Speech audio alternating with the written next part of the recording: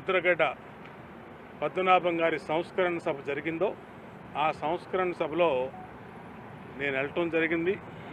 కాపు JAC ఆధ్వర్యంలో జరిగిన ఆ సమావేశంలో వైఎస్ఆర్ కాంగ్రెస్ పార్టీ మాజీ మంత్రి అంబటి రాంబాబు నేను వెళ్ళిన తర్వాత ఆయన అక్కడికి రావడం జరిగింది. నేను కూర్చున్న తర్వాత ఆయన వచ్చి అక్కడ నా పక్కన నన్ను పలకరించడం జరిగింది. నేను పలకరించా. అలాగే ఆయన నా పక్కనే కూర్చున్నప్పుడు ఆయన మాట్లాడాడు, నేను మాట్లాడాను. తర్వాత వేదిక మీదకి వెళ్ళాం.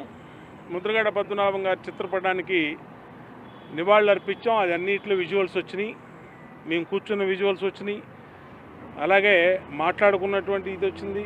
పైకి వెళ్ళాం, నివాళులు అర్పించాం. తర్వాత కొంతమంది మాట్లాడారు. తర్వాత నాకు అవకాశం ఇచ్చారు, నేను మాట్లాడా. తర్వాత నేను 12 బయలుదేరి విజయవాడ వచ్చేసాను. దాని తదనంతరం నేను నిన్న సాయంత్రం 27వ తారీఖు సాయంత్రం మా రాష్ట్ర పార్టీ మా జాతీయ నాయకుడు చంద్రబాబు నాయుడు గారి ఆదేశాల మేరకు ఏదైతే డోర్ టు డోర్ పాదయాత్ర స్టార్ట్ చేయమన్నారో అది స్టార్ట్ చేసాం.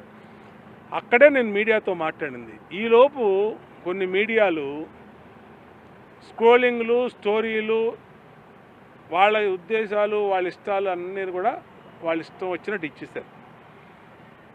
వీటి వల్ల పార్టీకి ఒక అనుమానం బయలుదేరింది. బొండమ్మ మాట్లాడా ఇట్లాగాని.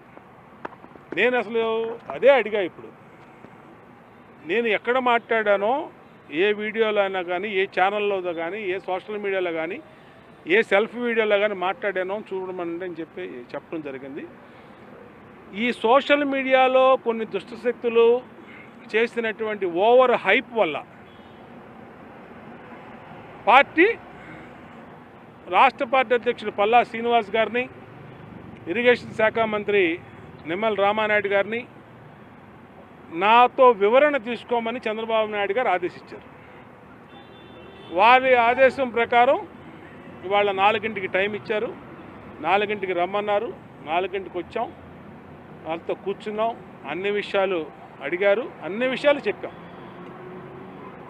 కానీ నా మాటలను వక్రీకరిస్తూ, నేను అనన్న మాటల్ని స్క్రోలింగ్లు వేస్తూ, ఏ అయితే కొన్ని దుష్టశక్తులు తమ ఇష్టారీతను నేను మాట్లాడనని చూపించారో అవన్నీ వీడియోలు చూపించమని అడిగాం. మీరు మాట్లాడలేదని ఆశ్చర్యపోయారు. మాట్లాడలేదని చెప్పాం. దాంతో విషయం వాళ్ళకి అర్థమైంది. కాబట్టి ఏవైతే ఉన్నాయో అన్ని విషయాలు చర్చించడం జరిగింది, అన్ని విషయాలు మాట్లాడటం జరిగింది. త్వరలోనే ముఖ్యమంత్రి గారిని, చంద్రబాబు నాయుడు గారిని కూడా నేను డైరెక్ట్గా లోకేష్ గారిని, ముఖ్యమంత్రి గారిని కలుస్తాను. వారు ఎప్పుడు అపాయింట్మెంట్ ఇస్తారో చూసుకొని అపాయింట్మెంట్ కూడా అడగడం జరిగింది. వారు ఇచ్చినాక వారిద్దరితో కూడా మాట్లాడతా. బోండా ఉమా ఏ రోజు పార్టీ లైన్ను దాటలేదు, చంద్రబాబు నాయుడు గారిని ధిక్కరించలా. ఏ రోజు అంత అవసరం లేదు, ఏ రోజు కూడా ఆ పని చేయలే. పార్టీ కోసం 2019-24లో ప్రాణాలకు తెగించి ఆ రోజు పోరాటం చేశాం, పార్టీని నిలబెట్టుకోవడం కోసం. ఇదే పార్టీ ఆఫీసు బద్దలు కొట్టిన రోజున నేను ఇక్కడే ఉన్నా. నిరహాధ్యక్ష చంద్రబాబు నాయుడు గారు 2 రోజులు చేసినప్పుడు సవాల్ చేసాం ఆ రోజు, ఇప్పుడు రండి ఇక్కడ ఉన్నాం అని చెప్పి. మాచర్లో అటాక్ చేసిన రోజున భయపడకుండా పార్టీకి పనిచేసాం. గుడివాడలో చంపబోతే పార్టీకి పనిచేసాం భయపడకుండా. అలాంటిది ఇవాళ అనవసరమైనటువంటి రాద్ధాంతాలు, అనవసరమైనటువంటి విషయాలు కొన్ని దుష్టశక్తులు ప్రచారం కల్పించి తీసుకొచ్చారు తప్పితే పార్టీకి వ్యతిరేకంగా బోండా ఉమా మాట్లాడింది లేదు, పార్టీ లైన్ తప్పింది లేదు, చంద్రబాబు గారికి వ్యతిరేకంగా మాట్లాడింది లేదు, మాట్లాడబోడు కూడా బోండా ఉమా. అదే మాట క్లియర్గా చెప్పాం. రేపు మళ్ళా బాబు గారిని, లోకేష్ గారిని ఇద్దరిని కూడా కలుస్తాం. ఖచ్చితంగా వారికి కూడా జరిగినవన్నీ కూడా ఎక్స్ప్లెయిన్ చేస్తాం. వాళ్ళ ఉద్దేశాలు, వాళ్ళ ఇష్టాలు అన్నీ కూడా వాళ్ళ ఇష్టం వచ్చినట్టు ఇచ్చేశారు. వీటి వల్ల పార్టీకి ఒక అనుమానం బయలుదేరింది, బొండమ్మ మాట్లాడా ఇట్లాగాని. నేను అసలు అదే అడిగా. ఇప్పుడు నేను ఎక్కడ మాట్లాడానో, ఏ వీడియోలో అయినా కానీ, ఏ ఛానల్లో కానీ, ఏ సోషల్ మీడియాలో కానీ, ఏ సెల్ఫీ వీడియోలో కానీ మాట్లాడానో చూడమని అని చెప్పడం జరిగింది. ఈ సోషల్ మీడియాలో కొన్ని దుష్టశక్తులు చేసినటువంటి ఓవర్ హైప్ వల్ల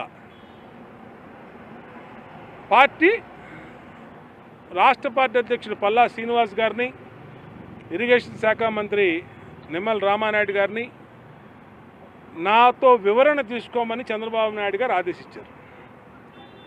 వారి ఆదేశం ప్రకారం ఇవాళ 4ంటికి టైం ఇచ్చారు, 4ంటికి రమ్మన్నారు, 4ంటికి వచ్చాం, వాళ్ళతో కూర్చున్నాం, అన్ని విషయాలు అడిగారు, అన్ని విషయాలు